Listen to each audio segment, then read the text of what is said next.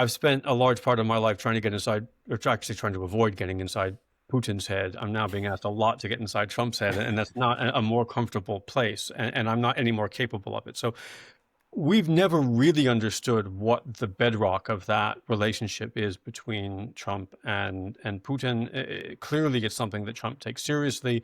Whether or not that has genuinely shifted over the last month and a half or so with this frustration, we don't know. Right? Maybe it has. Maybe there is an opportunity for a real breakdown in that relationship.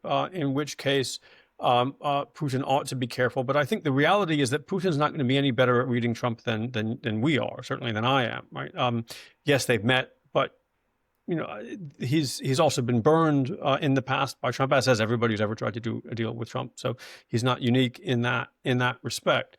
But he, I think, will feel the need to be careful, and he will probably try to be reasonably careful. Although he also won't want to look overly pliant and manipulable, right? Because he also understands that Trump, when he senses an opening, right, will take that opening and try to run with it, right? So there is that danger, and I think, frankly, that has always been, right, since the start of this second Trump administration, the overwhelming likelihood, right, that these are two men who always need to be winning, coming up with a solution that ends the war in Ukraine, right, requires both of them to lose something, or at least requires one of them to lose something, right, depending on how it ends up being structured.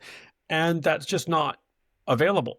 Right? Now, it might be doable if Trump were consistent in his application of pressure to Putin, but he's not, and he hasn't shown any indication that he wants to be, right? In fact, he's shown every indication that what he really wants to do is find a way to end this war, almost however that can be done, right? With very few structural limitations on what that might look like, in order to get back to some kind of a transactional, flexible relationship with Russia. And that seems to be his consistent overriding goal.